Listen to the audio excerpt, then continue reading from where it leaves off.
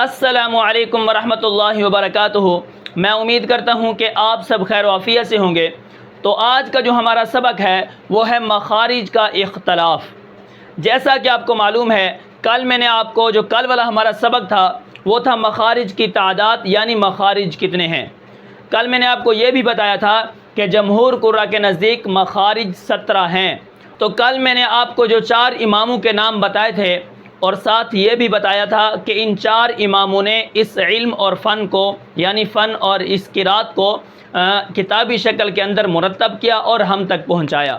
وہ بڑے بڑے 4 امام تھے، امام خلیل نحوی، امام سیبوئی، امام فرا اور امام قطرب۔ یہ 4 امام ہیں جنہوں نے اس علم اور فن کو مرتب کیا، کتابی شکل کے اندر ہم تک پہنچایا ہے، ٹھیک ہے۔ تو ان 4 اماموں کے اندر مخارج کے اندر تھوڑا سا اختلاف تھا۔ کسی کے ہاں 17 مخرج ہیں، کسی کے ہاں 14 مخرج ہیں اور کسی کے ہاں اسی طرح 16 مخرج ہیں۔ تو جانتے ہیں اس سبق کے اندر کہ مخارج کا اختلاف کیا ہے۔ تو یہاں پر دیکھیں، جمہور قراء یعنی جو مشہور قراء ہیں یا اسی طرح سب کے ہاں جو ہے مخارج کی تعداد 17 ہے، لیکن یہاں پر دیکھیں جن میں امام خلیل نحوی، امام جزری اور نحویوں کے نزدیک مخارج کی تعداد 17 ہے، ٹھیک ہے۔ مخارج الحروف 17، جیسے کہ امام جزری کا رسالہ جو ہے مقدمۃ الجزریہ کے اندر جو اشعار ہیں عربی کے اندر، اس کے اندر ہے کیا ہے، مخارج الحروف 17، 7 7 اور 10 10 یعنی 17 مخارج ہیں، ٹھیک ہے۔ اس کے بعد آپ دیکھیں، اب امام خلیل نحوی، امام جزری اور نحویوں کے نزدیک مخارج کی جو تعداد ہے وہ 17 ہے، اور عام یہاں پر جتنے بھی لوگ ہیں فن قرات کو سیکھنے والے، تو وہ مخارج کی تعداد 17 ہی بتاتے ہیں، یعنی جمہور قراء جتنے بھی ہیں ان کے ہاں مخارج کی تعداد کیا ہے، 17 ہے، اور یہ سب کا کیا ہے، اس پر اتفاق ہے کہ مخارج کی تعداد کتنی ہے، 17 ہے۔ اب اس کے بعد یہاں پر دیکھیں، اب دوسرے جو امام ہیں، امام سیبویہ ہیں یا امام سیبوئی ہیں، اور شاطبی کے نزدیک مخارج کی جو تعداد ہے وہ 16 ہے۔ اب انہوں نے کیا کیا ہے، اب ایک کم کر دیا۔ وہ کون سا کم ہوا ہے، جوف دہن یعنی منہ کے اندر کا خالی حصہ، انہوں نے جوف کو نہیں مانا اور کہا ہے کہ یہ جو الف واو اور یا ہیں یہ ہوائی حرف ہیں، ٹھیک ہے۔ انہوں نے کیا کیا ہے، مدہ اور غیر مدہ کا مخرج ایک ہی بتایا ہے کہ واو ایک ہوتا ہے، الف ایک ہوتا ہے اور یا ایک ہوتی ہے، ٹھیک ہے۔ تو انہوں نے جوف کو نہیں مانا کہ الف مدہ کا کوئی مخرج نہیں ہے، واو مدہ کا کوئی مخرج نہیں ہے، اور اسی طرح یا مدہ کا بھی کوئی مخرج نہیں ہے، یعنی واو مدہ اسی طرح متحرک بھی ہے، اسی طرح واو لین بھی آ جاتا ہے، تو انہوں نے مخرج کو ایک ہی بتایا ہے، ٹھیک ہے۔ تو یہ امام سیبوئی اور امام شاطبی کے نزدیک مخارج کی تعداد کتنی ہو گئی، 16۔ اب یہاں پر نمبر 3 پر ہے امام فرا اور امام قطرب کے نزدیک مخارج کی تعداد 14 ہے، ٹھیک ہے۔ انہوں نے نمبر 1 جوف کو تو بالکل نہیں مانا کہ الف واو اور یا کا کوئی مخرج نہیں ہے، یا الف مدہ ہو، واو مدہ ہو، یا مدہ ہو، یا متحرک ہو، یا اسی طرح واو متحرک ہو یا واو لین ہو، تو انہوں نے ان کا جو مخرج ہے وہ ایک ہی بتایا ہے، ٹھیک ہے۔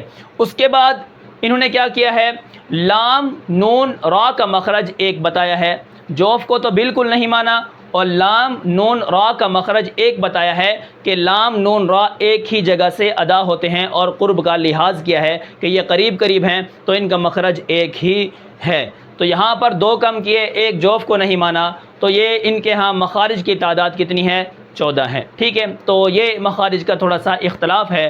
تو یہاں پر امام خلیل نحوی کے نزدیک مخارج کی تعداد 17 ہے، امام سیبوئی اور شاطبی کے نزدیک مخارج کی تعداد 16 ہے، اور اسی طرح امام فرا اور قطرب کے نزدیک مخارج کی تعداد 14 ہے۔ یہ میں نے آپ کو اختلاف بتا دیا ہے۔ امام خلیل نحوی کے نزدیک 17 ہیں، امام سیبوئی کے نزدیک 16 ہیں۔ انہوں نے جوف دہن یعنی منہ کے اندر کا خالی حصہ جو ہے اس کو مخرج نہیں مانا، ان کے ہاں 16 ہو گئے۔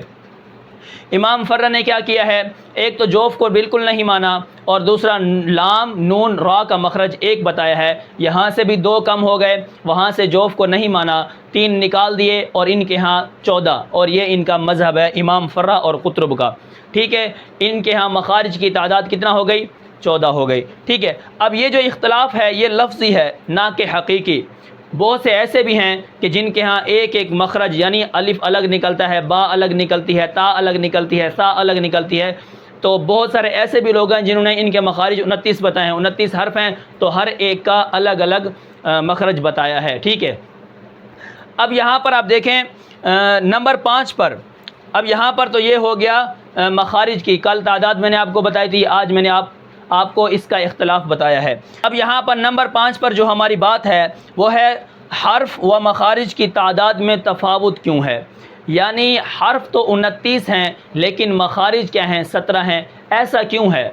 مخارج جیسا کہ حروف 29 ہیں، مخارج بھی 29 ہونے چاہیے کیونکہ ہر حرف اپنی جگہ سے نکلتا ہے۔ تو یہاں پر وہ فرماتے ہیں یعنی بعض مخارج سے دو دو حروف بھی نکلتے ہیں، جیسے حمزہ ہا عین ہا غین خا، حمزہ ہا عین ہا غین خا، دو دو حرف نکل رہے ہیں۔ اسی طرح زا سین صاد ایک جگہ سے ادا ہوتے ہیں۔ اسی طرح کیا ہے طا دال تا ایک جگہ سے ادا ہوتے ہیں۔ اسی طرح لام کا الگ مخرج ہے، نون کا الگ مخرج ہے، را کا الگ مخرج ہے، ٹھیک ہے۔ تو ایک مخرج سے دو دو حرف بھی نکلتے ہیں اور تین حرف بھی نکلتے ہیں، اسی لیے مخارج کی تعداد حرفوں کی تعداد سے کم ہے، ٹھیک ہے۔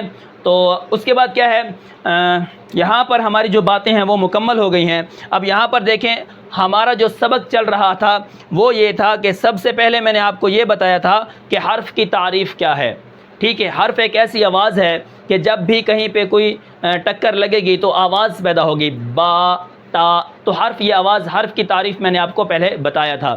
اس کے بعد نمبر 2 پر میں نے آپ کو حروف تہجی کی تعداد بتائی تھی کہ الف سے لے کر یا تک کتنے حروف ہیں اور ان کو کیسے پڑھتے ہیں، ٹھیک ہے۔ اس کے بعد نمبر 3 پر تھا مخرج کی تعریف کیا ہے۔ مخرج کی تعریف میں نے آپ کو بتائی تھی کہ مخرج کہتے ہیں نکلنے کی جگہ، جس جگہ سے کوئی حرف نکلتا ہے وہ اس کا مخرج ہے۔ اس کے بعد نمبر 4 پر جو ہم نے کل سبق پڑھا تھا وہ تھا مخارج کی تعداد کتنا ہے، جس کے اندر میں نے آپ کو بتایا تھا کہ مخارج کی تعداد 17 ہے، اور اسی طرح اس کے اندر اختلاف تھا جو میں نے آج آپ کو بتا دیا ہے۔ اور اسی طرح نمبر 5 پر ہے حروف و مخارج کی تعداد میں تفاوت کیوں، یعنی حرف تو 29 ہیں، مخارج 17 ہیں۔ یہ بھی جو بات ہے اس کا جواب ہے وہ میں نے ابھی آپ کو دیا ہے کہ بعض مخارج سے دو دو حروف نکلتے ہیں، بعض مخارج سے تین حروف نکلتے ہیں، اسی لیے حرفوں کی تعداد سے مخارج کی تعداد کیا ہے؟ کم ہے۔ تو میں امید کرتا ہوں کہ آپ کو یہ سبق سمجھ آیا ہوگا۔ پھر ملتے ہیں انشاءاللہ اگلے سبق میں، تب تک کے لیے مجھے اجازت دیجیے، اللہ حافظ۔